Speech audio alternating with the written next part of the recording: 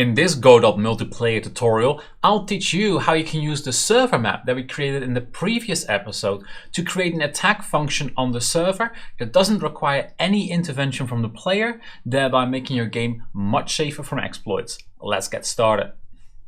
We are going to start this tutorial off on the client project. I'm right here on the iSpear script. We have to go through a couple of these scripts and delete out any functionality that is related to attacking so that we are 100% sure we've taken the player out of the equation. On the iSpear, there's a couple of things we can take out. We have here on the bottom our function on iSpear body entered. That is a function that's triggered by a signal, but we still need that signal to trigger this function because even though we're moving the calculations to the server, we still, for the visual representation, want to disable the collision body and we want to hide the iSpear whenever we have hit something. These two lines in between here call the onHit function on the enemy in case it was an enemy, and of course we don't need that anymore. That's the whole reason why we made the server map in the first place. These two lines of code are the only one that really require the damage and original variables, so we got to make sure we delete those as well. Let's start by taking these two lines out. Now the damage, to start off with that one, is a result of the function set damage. The function set damage is triggered by a return signal from the server. We coded that in the very first episode of this series, and back then I already told you that's actually the wrong way to do it. I guess this now in episode number 18 is the moment to address it. So we no longer need to set the damage, and that is a returned value from the server. That returned value is triggered by this game server fetch skill damage call. So we also don't need this line of code anymore. As we have simplified the code a little bit by taking out some of these elements, we can now also delete these two variables on the top because, well, they're no longer required. The damage value we already deleted. The original is the element, the boolean, that says whether this iSpear was from an original player or was it from a template player, a spawned in player. That was to make sure we didn't have several on-hit functions being triggered the more players were on screen. Now, this original was a result of the player template. So if the player template was making an attack, we set the iSpear instance original to false, and now we can delete that line as well because now pretty much they're all going to be unoriginal by default because the original iSpear, which is going to be responsible for collision detection, will be on the server and not on any client anymore. We can treat all these iSpears the same now. Okay. That is done for the iSpear and for the player template, but of course we had this on-hit functionality on our wherebear. So let's also delete that out of the wherebear. Here we have that function on-hit. We no longer require this, so we are going to delete it. We will still, however, require our maximum HP and current HP because that's what we use from when it comes from the server to ensure that our HP bar is displaying the correct percentage of HP. So we have to leave the rest alone. So not that many changes on the wherebear. Now there's one more script, that is the game server singleton script. On here, this is where we made a couple of function calls. We had our fetch skill damage, which we deleted. We had our NPC hit, which we deleted from the wherebear just a moment ago. And of course, that return skill damage function that used the set damage function on our iSpear. So we don't need any of that anymore. So we can simply take these three functions out and simplify our server interface by just a little bit.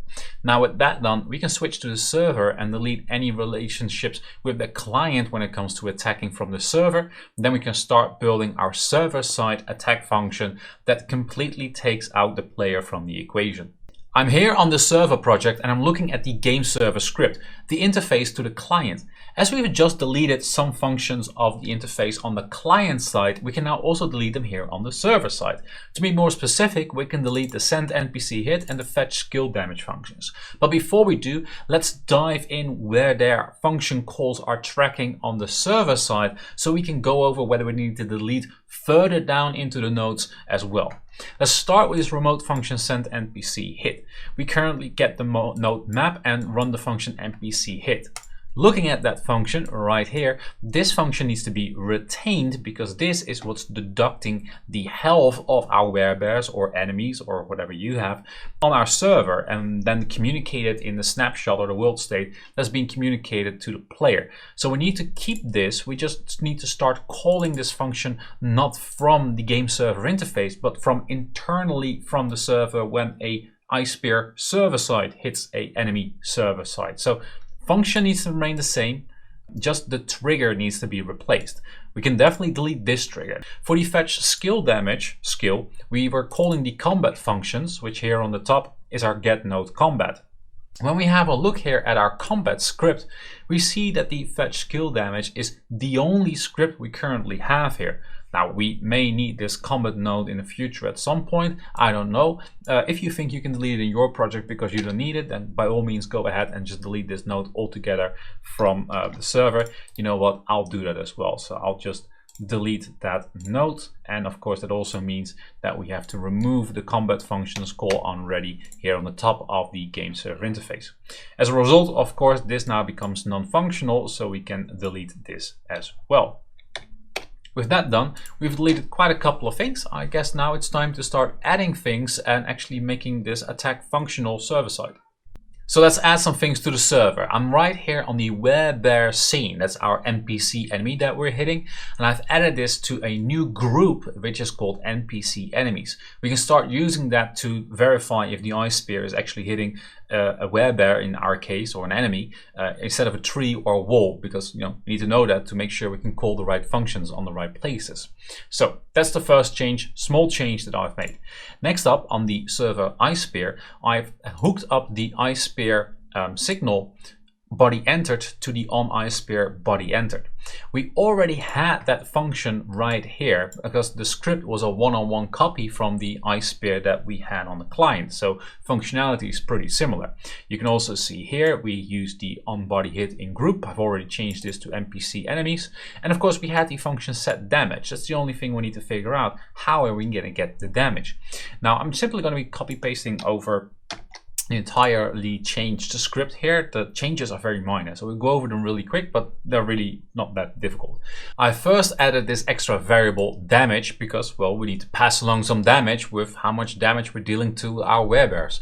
To set that damage, we previously had a server call which would go into our combat functions, the node we just deleted, and would retrieve it from the server. We're right here on the server, so we don't need any of those weird interfaces. We can simply run a function set damage. That function is going to set that damage as, and this code is pretty much one-on-one the line of code that we had on our combat functions, the node we just deleted. So I copied over that script, that function line, and I've added it in here. We simply look up the server data, we look up the skill data with the ice spear, because obviously this is on the ice spear script, and we take that damage value and we multiply that. And I think this is something that we had already thought up in the past, that we allow player intelligence to affect the amount of damage we're doing. So I simply had to change this this node path to get to the right point. The player ID was already known by the ice spear in the previous tutorial as we spawn in the ice spear, so that we know which player ID this ice spear originated from. Well, here you see why we need it. We needed to retrieve the right stats from the right particular player. And of course, if we were to kill any werebear with this spell, we want to award that player with the right amount of experience points. So now we have our damage. The rest of the functions remain the same as they were. Self-destruct is the same. Then on ice spear body entered, this is where we changed it a little bit. We do an if body is in group NPC enemies. Here we do not have to do that extra check for if original is true or false, because on the server there's only going to be one ice spear for one particular instance of an ice spear. So we don't need to do that extra check. We do, however, need to retrieve the enemy ID so that we can communicate properly which enemy we have hit. And then we're going to call our map script, and we're going to run that NPC hit function that we just looked at, but decided that we need to retain that to make sure we can keep that functionality. Now, it might be the case that when your game is a little bit more complex, you want that NPC hit function to be scripted on the actual werebear scene with a werebear script. That's sort of like a personal preference and depends on the type of project that you have. How many enemies do you have? Do you feel like it better structures the code? I'm going to leave it on my map function, but it's definitely not a crime, and I can definitely see reasons why you would maybe want to put that on the werebear itself. For tutorial purposes, I'm just going to leave it as is because the functionality remains the same. It's just going to be on a different script then. So this will then call our map scene, our NPC hit function, and this pretty much going to function exactly the same, but one extra thing that I want to do is I want to also remove, free that particular enemy the moment it dies. Maybe you remember previously our werebears on the server didn't die yet, or we didn't unspawn them. We of course have to do that because now we're going to be dependent on these collision detections, and if we have a coalition shape remain on that map, we of course are going to be hitting enemies which have already died, and as they have died and they have been erased from the enemy list, as we do that right there, if we hit that collision shape again with an ice spear, it's simply gonna stay like, hey, I cannot find index number X in dictionary, and Godot will throw an error. Now, as we are removing these werebears from the server map, we also have to rethink how we are removing them exactly from the server side when they die.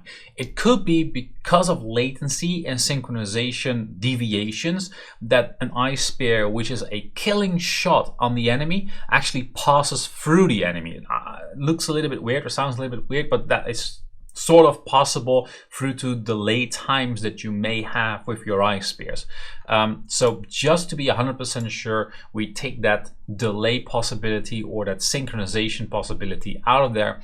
We're going to go to the werebear script on the client side, and on our onDev function, we are going to change this up slightly. We add one line of code and we have reordered one line of code, and we're simply going to create a timer of 200 milliseconds that is going to let the disabling of the collision shape basically be postponed by 200 milliseconds.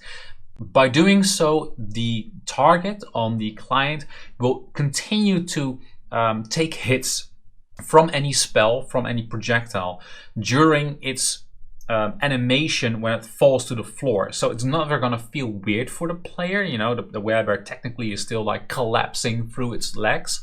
So it's okay if that collision shape is still active and can still absorb ice spears. That's not unrealistic, but that 200 milliseconds is to make sure that any synchronization issues we might have that would otherwise let a projectile pass through does not occur anymore. So with all of that done, let's take a look if this is all functional. You'll see me remove all of the attack functionality from the client and move it to the server. And even though we have done that, I'm still killing werebears without breaking a sweat. That server-side collision detection, that is the server looking up the base damage in the skill database, multiplying it with the intelligence modifier of this specific player, then deducting the health pool of the NPC enemy with that damage, and then communicating that updated health value to the entire network and all its peers, so that the peers can then demonstrate the damage that's been done through these health bars on the screen. Now, and as this player at no point in that entire function sequence is involved, we don't call the player at any moment, the player has no longer any ability to spoof the server into thinking that an attack happened that didn't actually happen, and it cannot artificially increase the damage values to an absurd high amount. Thereby, our most creative players don't really have the tools anymore that they would otherwise love so much.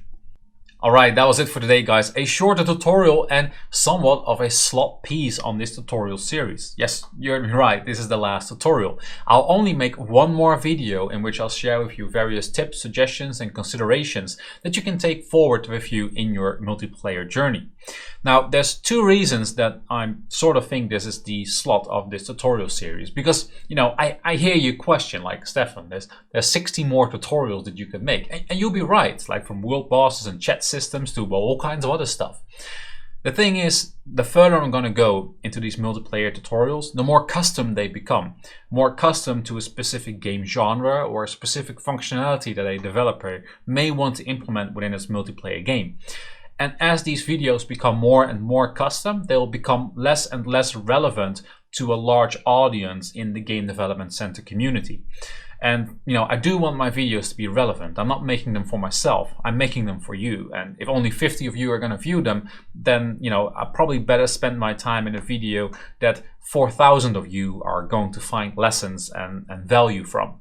So that's reason number one. Reason number two is that, well, I've been doing this since half September. And as you can see from the upload date, it's half January now. So for 4 consecutive months, week after week, I've been making multiplayer tutorials.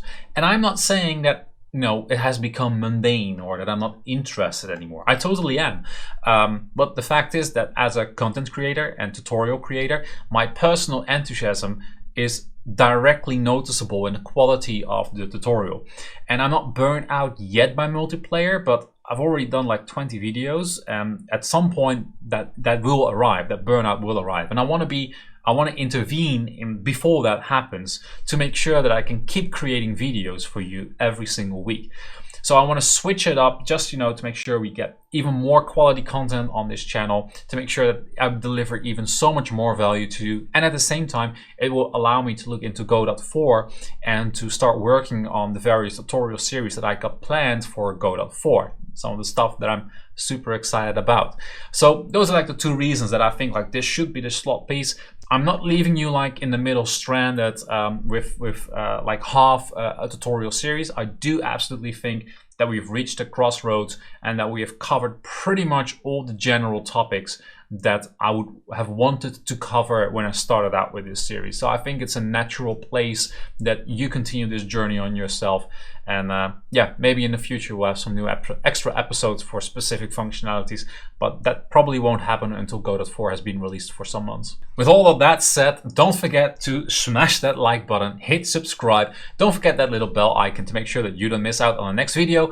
And as always, keep on gaming, keep on coding. See you later, guys.